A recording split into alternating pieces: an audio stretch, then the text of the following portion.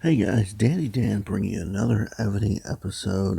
This is going to be another one on generals. So after talking with Zavia a little bit more, I did make a couple changes to my generals. One of the things that she did do, I'll be able to show this. Let's see if we can get it here. Will this load? Load. I think zip through this.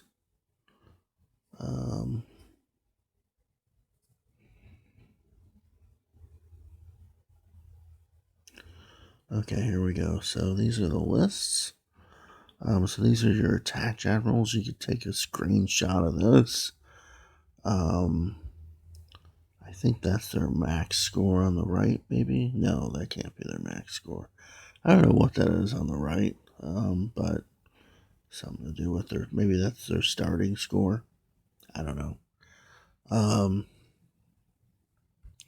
Then this is the list of defense generals. So each general on these lists kind of, is better for attack or defense. So I have Alexander the Great. He's a defense general. Then I have Baybars as an attack general. Then I have Spartacus, which is more of a boss hunting general, apparently. So my initial shots of these, you see I have, this is my Baybars. I believe that's a siege, range siege on that. He's got full King's gear working on, getting that startup. And his scores are like 960, 1005, etc. Then we've got Alexander the Great. His scores were in like the 800s.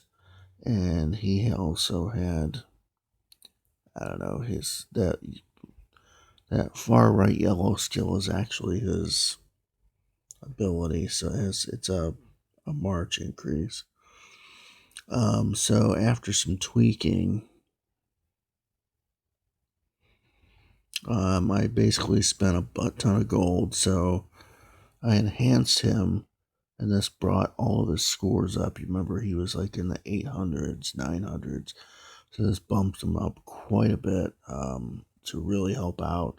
And again, according to that mail in the last video about generals, you want your scores in attack, leadership, and defense to be over 1,000. So we're definitely getting there on this one. Okay, now he's got his first piece of King's gear as well.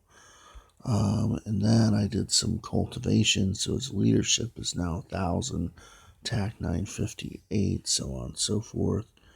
And then Baybars, did a little bit more cultivating there as well, so I spent a ton of gems.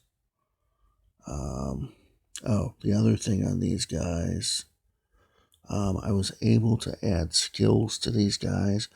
So Alexander the Great ends up having range 3 for archers and range 3 for siege.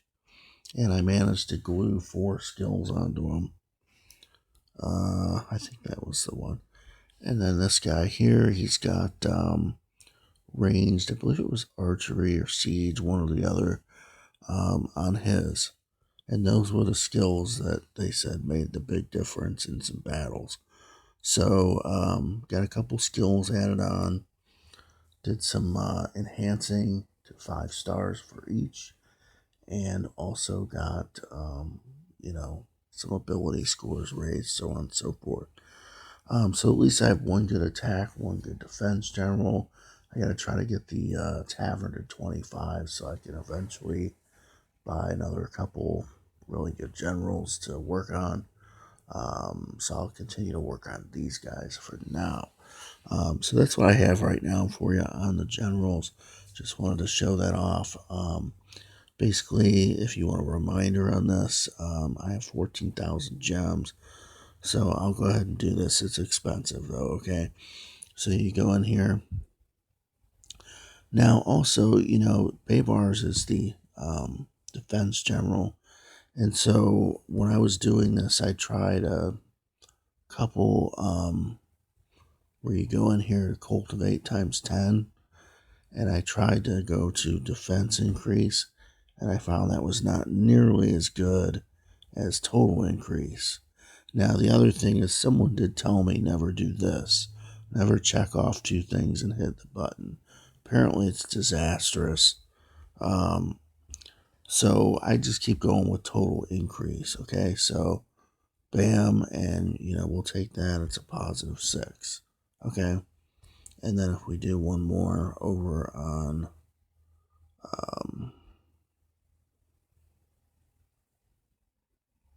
let's find Alexander the Great. There he is.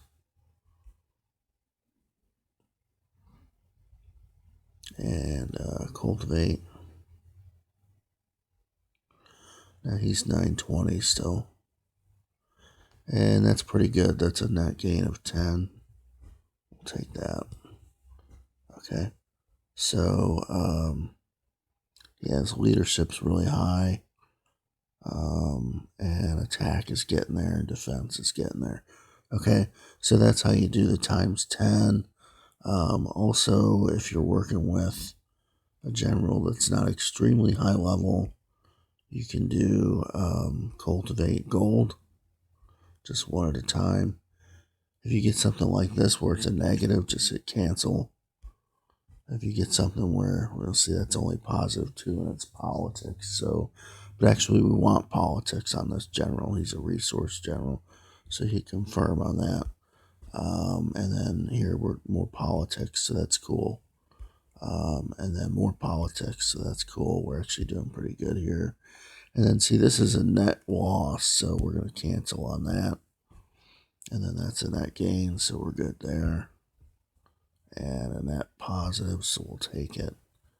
Another politic gain, so we're going to take that. And then that's cool. We'll just cancel that one. So if you look at this guy, he's literally set up for politics, for resource gathering, for wood and stone. Okay, so that's why we're going for politics there. Let's see if we have a better ring. We do not. Okay. So that's a little bit of general talk for you. Hopefully it helps you out. This is something, if you try to do it all in one day, you will rapidly deplete your resources. So the game kind of teaches you how to do it. In the activity center in the tavern, you get points for doing 5 of these cultivations a day. Now, once you really get into it, you're going to kind of maybe want to do more than 5 a day.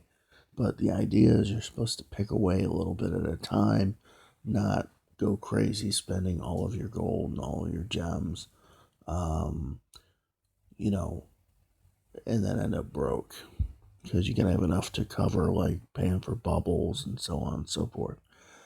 Um, Now, that said, the argument about if you have 50,000 gems and, should I upgrade my subsidy or not? I think this strongly encourages not, because you really want to put those gems into your generals, not into your subsidies. Unless you already have great generals and you have the gems to blow. But otherwise, I would just spend, if you get a large amount of gems, I would not waste them on a subsidy. I would do them on generals and get your generals up. All right?